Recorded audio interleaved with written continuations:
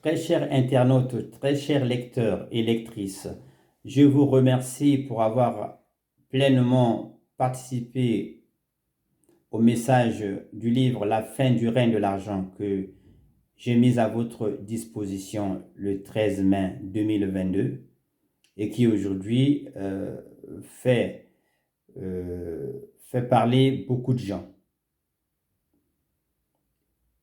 et incite des réactions diverses de travers le monde.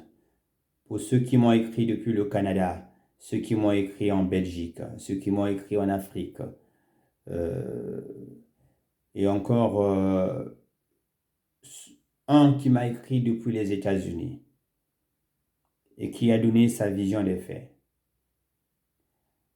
Je vous remercie tous déjà parce que vous avez fait quelque chose de bien, sympa vers l'écrivain, puisque dans le passé, il était très difficile de discuter réellement avec un écrivain. Aujourd'hui, vous avez la possibilité de discuter avec l'écrivain de votre temps parce qu'il est présent. Parce que vous avez la communication Internet qui est là pour vous lier en direct. Pour l'instant, je ne fais pas encore de live. Je ne fais pas encore du direct parce que c'est pas encore le moment. Il va falloir que vous alliez d'abord dans le contenu du livre et de prendre le message en tant que tel. Ensuite, je pourrais faire des lives où on peut discuter ensemble de ce programme-là. Sachant que les autres livres vont donc venir sous peu. Hein. Je vais éditer un autre livre sous peu. Pour ce qui concerne la fin du règne de l'argent, je suis en train de vous dire que il faut qu'il y ait un ordre de gouvernance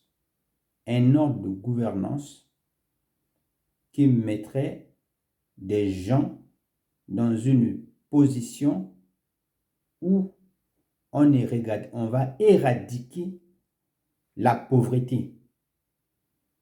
Il faut éradiquer la pauvreté. La pauvreté, c'est un grand fléau de notre siècle aujourd'hui. Ce n'est pas possible que des gens continuent à vivre sous des seuils de pauvreté. Et j'avais dit que les aides que vous pouvez recevoir, c'est-à-dire l'aide sociale, l'aide au développement, l'aide à la création d'entreprises, l'aide au soutien des entreprises, ou encore par des phénomènes de monopole public, c'est-à-dire qu'une entreprise privée reçoit le capital de l'État pour fonctionner, ou encore des assurances de chômage, des assurances de décès, des assurances vieillesse. Ce sont là que des entités, ce sont là que des moyens qui vous permettent aujourd'hui de relever un peu le bien-être social, le bien-être individuel. Mais collectivement, vous n'avez pas ce bien-être-là. Quelqu'un qui ne travaille pas, par exemple, ne pourra pas percevoir le chômage. Dans des pays où encore le chômage est mis, où encore l'indemnisation du chômage est mise en place. Mais il y a tous les pays, il n'y a pas ce phénomène.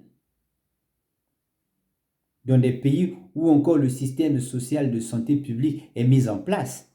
Mais tous les pays, ce n'est pas pareil.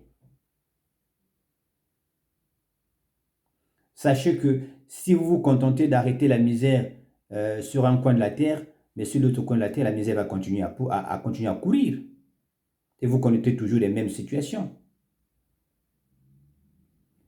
C'est pour cette raison vous avez des phénomènes de l'immigration.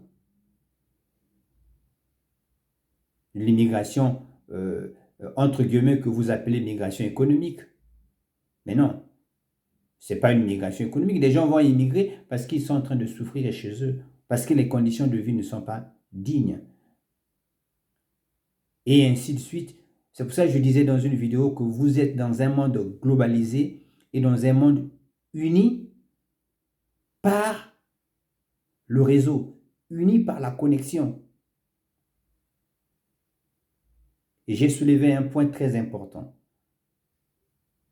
que si vous ne faites pas attention, si vous avez affaire à un très grand riche qui va chercher à bouleverser vos équilibres économiques, vos équilibres de vie sociale, et qui met en place quelque chose qui permet individuellement à chaque citoyen de voler comme un oiseau et à la vitesse supérieure.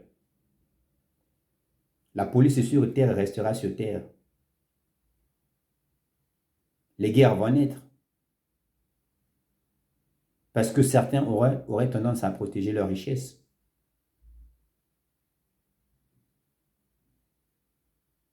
Et d'autres vont aussi se armer pour dire qu'il faut aller conquérir les richesses. On ne peut plus aujourd'hui penser à la conquête ou à la reconquête des richesses en tant que telles. Les richesses existent déjà et sont à votre disposition. Il faut seulement les emménager, il faut seulement les arranger, il faut seulement savoir comment gérer ces richesses-là avec des gens, avec des autres sur la terre et de manière respectueuse. C'est ça ce qu'il y a à faire. Parce que maintenant, là, vous avez la possibilité de faire des choses bien. Puisque vous avez créé des choses qui sont aujourd'hui qui dépassent l'entendement. Quand vous envoyez sur la Lune, quand vous envoyez vers le Soleil, quand vous créez des sondes, quand vous créez des fusées. En tout cas, on est aujourd'hui des êtres humains d'une capacité intellectuelle telle que on peut répondre à des sujets de pauvreté. Depuis qu'on a commencé, depuis qu'on a eu la possibilité, depuis qu'on a pensé qu'il fallait soutenir le pauvre démuni ou le pauvre réfléchi, tel que je le cite dans mon livre, depuis qu'on a pensé de les soutenir, et jusqu'à présent, mais ça n'arrête pas de courir dans la pauvreté. Ça n'arrête pas de déconstruire ce que vous avez déjà construit. Des actes de délinquance qu'on vit actuellement sont liés à la pauvreté humaine. La pauvreté, elle peut aussi être mentale. Et comme elle peut être éducative. On éduque quelqu'un de la pauvreté et les actes que cette personne-là les actes que cette personne produit, ce sont des actes de pauvreté.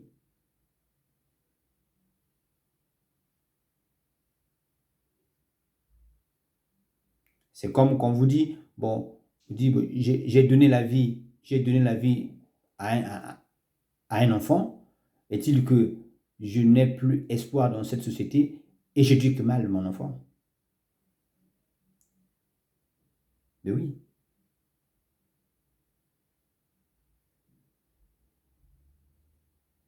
Or, si on éradique la pauvreté en tant que telle, on arrête de dire que l'être humain vivra selon le SMIC, donc un salaire minimum qu'on aurait créé comme ça, un salaire minimum imaginaire. Moi, je dis que c'est un salaire minimum imaginaire. Parce que ce salaire minimum qu'on accorde aux citoyens, souvent ne suit pas l'inflation.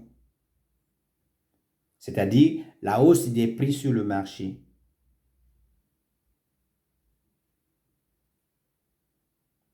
Et un autre concept est créé de l'autre côté pour parler de pouvoir d'achat. Vous avez le salaire qu'on vous a donné en termes de SMIC, mais vous ne disposez pas du pouvoir d'achat. Mais tout cela, c'est parce que vous avez des phénomènes de l'offre et de la demande. Donc, à un moment donné, ça monte, à un moment donné, ça baisse.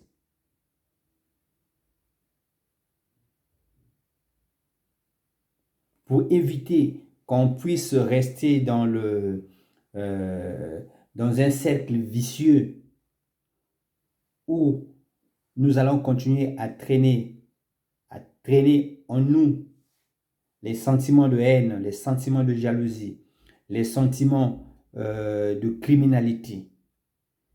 Il faut mettre en place ce que moi j'ai appelé le projet de plein emploi. Quelqu'un d'autre peut l'avoir pensé autrement ou rédigé autrement. Même en rédaction, elle va être en conséquence. C'est pour cette raison, je l'annonce pour que le jour où je vais sortir ce projet, d'abord par un livre et ensuite par mes écrits bien matérialisés, sur la base des vraies recherches, où j'aurai des vraies données, avec des raisonnements mathématiques expliquant les phénomènes. Et vous allez comprendre une chose. Une entreprise doit appeler une autre entreprise. Une entreprise doit appeler une filiale. Une filiale doit appeler une autre filiale. Et des techniciens seront mis en place. Et ces techniciens vont conduire la société dans le sens où tout le monde va travailler.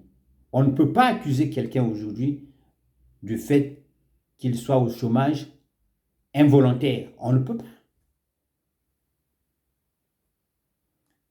Mais le fait qu'il soit au chômage involontaire, c'est une incrimination de sa propre vie au regard de ses enfants. Il est involontairement privé d'emploi au regard de ses enfants. Il est involontairement privé d'emploi au regard de sa femme.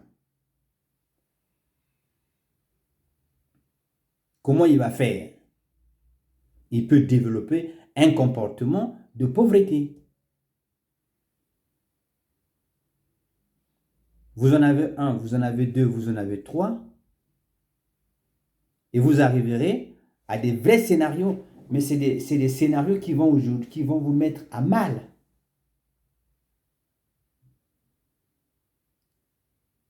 Et qui vont même vous permettre, vous qui êtes riche, de mépriser le pauvre. Alors que le mépris de la pauvreté, le mépris de la pauvreté en tant que tel, c'est d'abord l'arme du riche. Mais retenez-le, le mépris de la pauvreté, c'est l'arme du riche. Le riche doit détester la pauvreté chez des gens qui n'ont pas compris ou qui ne peuvent pas dépasser le seuil de pauvreté.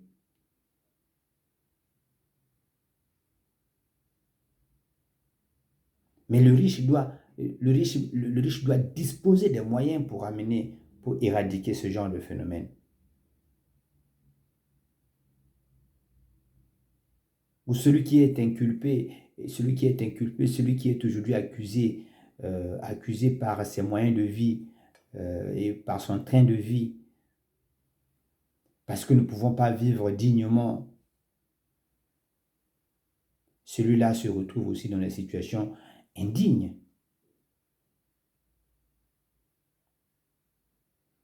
Et il faut savoir une chose. La dignité humaine, c'est aussi le dépassement du seuil de pauvreté. Vous restez indigne. Quand vous êtes dans la pauvreté, involontairement. Ce n'est pas que vous le vouliez, mais une pauvreté imposée. On ne peut plus aujourd'hui imposer la pauvreté aux gens par des mécanismes législatifs ou par des mécanismes inhumains. des faux traitements de salaire.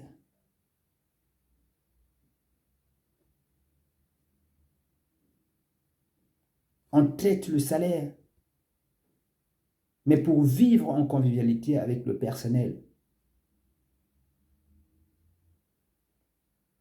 Un projet d'entreprise, c'est un projet, c'est un projet à vie. C'est pour cette raison un projet unique pour un seul individu est un projet à partager à l'ensemble de l'humanité. Chaque individu est capable de développer des nouvelles idées sur un projet. Donc, l'entreprise économique est d'abord humaine. Et c'est dans ces conditions que vous allez définir la vie en société. Sans risque, je veux dire.